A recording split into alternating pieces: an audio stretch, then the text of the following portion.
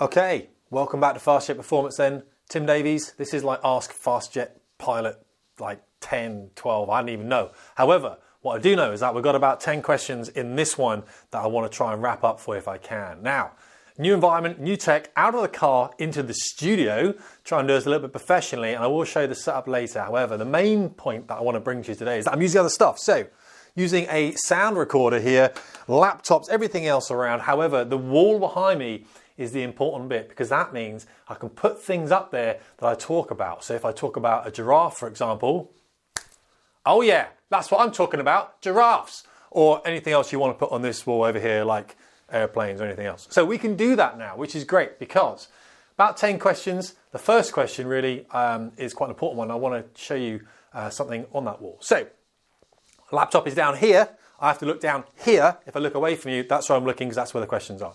First question then are, what are the medical requirements to work in military aviation or military fast jets? Well, let me tell you that when you join the service, or the service is, the most restrictive medical is the one that's going to be applied to you. So say it's more restricted to flying fast jets, but you just want to fly helicopters or you want to fly multi-engine, doesn't matter.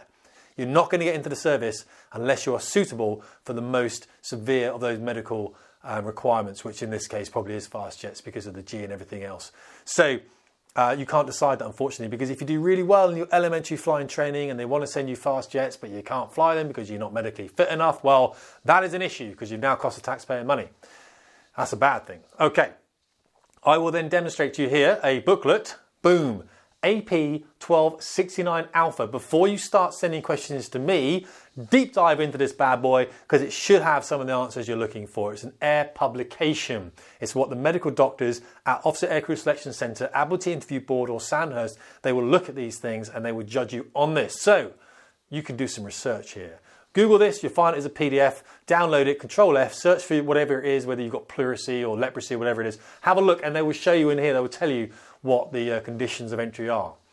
Anything that you might have had prior to the age of 5 that hasn't repeated itself, you should be fine. Eyes and that sort of thing, yeah. You want to start talking to the RAF or the Naval or the Army Careers Office before you have any kind of corrective eye surgery, if that's what you really want to do, because sometimes it's quite specific about the type you have to have if you need to go and put lasers in your eyes, you freak people. Okay, so speak to the careers office first before you start doing that. Mad. I do fly with people though that have had medical conditions in the past that have now cured up or aren't relevant anymore. Just because you've had something, still go, have a read of this document, go and speak to someone down at the careers office and really talk it through in full because we need a lot of people to join right now and that person could well be you. Okay. It's quite tough medical standards to get in. That's another thing. Right. Next question. Life after fast jets. Where do I see myself? As most of you know, I am trying to transition out of the service. I've been in for about 20 years now. I really want to do something else. I want to leave this to the guys and girls I've been teaching to go and carry this flame forwards. What do I want to do? Well, I want to work for a company who really wants to invest a significant amount of value in people. I don't know what company that might be right now, but if there's a company out there who really cherishes the work they're doing, that's the people I want to work for. Failing that, I want to start a business myself because I believe that I can offer that kind of value, and that's what I want to be doing. I'm doing that in the side. For example, I do a lot of coaching. I'm not the cheapest coach in the world because of the people I do coach tend to be professionals. They tend to be elevating themselves within their own careers field, which is why it's all down to time, isn't it? How much time do you have? You can't give your time for free, unfortunately, as much as I'd love to. That said, I will answer your emails, of course, you know that. You know that. I'm not going to charge you guys money because I want to help you guys at your age fulfill your career. That's fine. If you're a CEO of a Fortune 500 company, I'm going to have to charge you some money. It's going to be a lot of money. Okay. So yes, I want to do my own thing pretty much. Unless you're an awesome company, then I want to work with you. Okay. How hard is fast jet training? Any advice? What is the hardest thing about fast jet flying training? And really, let's not look at fast jet flying training. It could be anything, couldn't it? It could be elementary flying training before you go onto your helicopter, your multi-engine or your fast jet. All the training is as difficult. What's the best way of putting this? Let's just say that you are struggling to win the top of your karting league or you're struggling to win the top of your Formula One league. Stay with me on the analogy here. It doesn't matter which race you're in, it's going to be as hard for you to get to the top. So if you're really fighting for a place on a C-17 as a pilot, that's going to be as hard for you as fighting for a place on the Typhoon. It just is, okay? It's all to do with the strand you're in and the ability you have. What I will say is this, it is quite difficult. It's not easy, else it wouldn't be worth actually doing, and everyone would do it. I could teach my mum to fly a fast jet if I had enough time to do it but I don't. I've got a set amount of time, and people that take too much of that time, it's about 10% of the time grace we give them. If you fall outside of that, unfortunately, then you don't have the abilities at this stage for us to carry you forward. So the key really is in preparation, is embracing failure, and then using that as a lesson to move on. What I try and tell people is fail fast and fail often. Yeah, fail forward is another way of looking at it. That's what I try and do as well, is get out there and execute. Stop planning, get out there and do something. You'll learn more by doing it, and doing it a little bit badly than you will just like sitting there and think, one day I'm going to do this, one day I'm going to do this, which is why I'm speaking to you on a camera right now, because I'm going to go into some coaching, hopefully online in the future, and I want to be good in front of a camera. I want to get my setup squared away. I want to know what I'm talking about. I want to be able to use visual aids and put things up there like giraffes and stuff like that. And I want to be able to work that out. And the only way I'm going to be able to do this is by you guys coming back to me and saying, Tim, you looked away from the lens too much, or you didn't wear the right makeup. I'm not wearing makeup, or anything like that. Okay, or maybe your lighting was off, or maybe this hand was doing this in the front here. That didn't work out for us, or I'm looking away from the camera. So that's why I'm doing it. Okay, I'm intending to fail quickly so I can move up. And I know I'm talking fast, and that's because I'm passionate about what I'm telling you. However, I need to slow that down. I recognise that. So which military aircraft would I have liked to have flown in the history of military aircraft? For me, Lightning, Buccaneer, but only on 12 Squadron, Buccaneer, A4 Skyhawk and Phantom. Yes.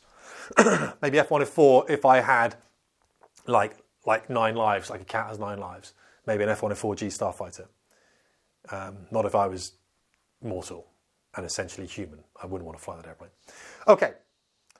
Next question. Can you see the differences in pollution when you fly? And you can, not pollution so much, really. We're quite a clean country. The way we burn our fossil fuels and everything is actually quite good in comparison to other countries. I have flown in the Middle East where you're flying amongst pollution here, but where we are, especially in North Wales, the skies can be just super clear. Sometimes the air will hold dust and molecules and everything, and that can reduce visibility, but that's not really much to do with like fossil fuels and everything else. So we're good in the UK, we're not good in other countries. How is getting to red flag? There's a question here. Red flag, what is red flag? Red flag is a multinational exercise in North America that pretty much puts you in a war context and then analyses your performance so you know where you're going wrong. It's an awesome exercise, a lot of time for it. What we normally have is a bunch of jets that we leave in North America across the year. All fleets in the Air Force do this pretty much, not the big fleets. Fleets where you can't just drag like tornadoes or typhoons across the Atlantic willy-nilly. You need to leave some there. And then when squadrons go out there, they use those airplanes. They move those aircraft across North America. So I have taken jets to North America. I have brought jets back. You trail out initially with a tanker. Sometimes you can bounce off Iceland. And then go via Boston and come in that way, or Newfoundland in Canada or something like that. Goose Bay. At other times, the jets are out there anyway, so you take commercial air out there, land in the States, fly those jets, leave the jets somewhere for the next guys coming out. I've brought jets back also, again, across North America in a big hop and then tanking all the way back home. Got stuck in Boston for a few days as well, had a few beers, a nice place, lots of crabs in Boston. It can be quite tiring taking the jets to and from, but if you just fly out there on commercial air and pick up the jets somewhere, it's absolutely fine. Alrighty, all right, this is quite a good question then. Airlines, they want a lot of pilots at the moment. This chap here asks, does that mean, it's for the chap S in fact, does that mean in a year from now they will close their doors? Chap S, no, I don't think it does. And I was speaking to a lot of guys in the airlines, a lot of captains and first officers, and there is a crisis right now. They're not admitting it, especially in the Middle East. They need a lot of pilots. They need a lot of pilots. It's a good time to get in, but it'll also be a good time in a couple of years. If you want to go do something else, you want to go to university, study, do that, all right? Study, but also if you're going to go and study something you want to study. Don't study something you think would be good to study because your dad wants you to be a chemist or whatever. That's not a good thing. So yeah, go and do something now if you want to. We've got about, we're over 10 minutes. Brilliant. I'll finish up now with these 2 questions and then get out and go and do something you want to do. I'm not touching on the air training core now. That's going to come in the next one, to be honest with you. But try and invest in aviation early if you can. If If you can't, it doesn't matter, but if you can, invest in aviation, air training corps, University Air Squadron University. Go and do what you want to do, come back and then go and join the airline. But keep reading around it, very important, all right? What are the advantages of being an officer pilot and what are the disadvantages? Advantages of being an officer is that you get to fly airplanes in the RAF and the Navy. If you're not an officer, you can't.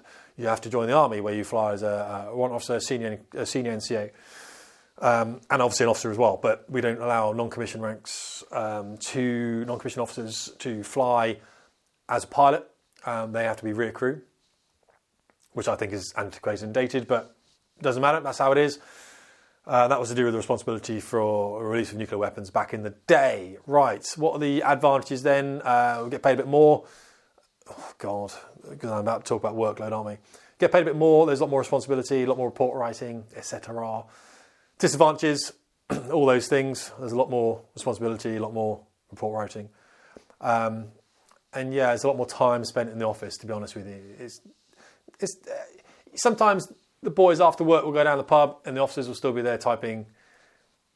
At that time, I know which one I'd want to be, and it's not the guy typing. Okay, that's what I'm saying. However, having responsibility is a beautiful thing. To be able to look after someone's career, help them out, look after their welfare. I would never trade that. Never trade that. Good, right. And really, that's about it, which is cool. So, got a few questions done. On the next one then, I'm going to talk about the Americans down at Lakenheath. I'll talk about their training corps, a normal day in the life is like flying airplanes, RPAS, remotely piloted air systems vehicles. What else? Let's have a look. If I was unable to get the required level, would it be worth waiting a while to retry aptitude tests or accept any suggestion from other trades within the RAF? That would be quite an interesting one because all the services have some kind of tricks to get you in, and I wouldn't know what those tricks are, so I need to speak to you about those tricks. So have a look out for that, FJP. Is it correct that the T1 can have its air brake extended with the gear down? I'll talk to you about that, it's fine. How do I prepare for OSC or AIB? Interesting one. In fact, I just prepped a guy for AIB. He's got his AIB in about 3 weeks' time, so I can talk to you about that. Admiralty interview board for the Navy. Some other stuff as well. And then the very last one of these, the 3, hopefully it takes over the Christmas period. Talk about the Red Arrows, Spade Adam, female pilots. Keeps getting asked, really. I fly with female pilots all the time. Texan T6 and the Grob 120 TP. Why did I take those videos down? Interesting one. Talk to you about that. Why do you recover to airfield minimum fuel? How many times can I apply to join? And a bit about ejection as well. All right. Hopefully you've enjoyed this, guys. Hopefully you've enjoyed my new studio. Hopefully we've managed to use bits of it. I don't think we've used it to its full effect, to be honest with you. If you do have any ideas I can do this better, whether it's lighting, whether it's when I walk on my floor, the camera moves. I'm just looking at the screen now. It does move a little bit, doesn't it?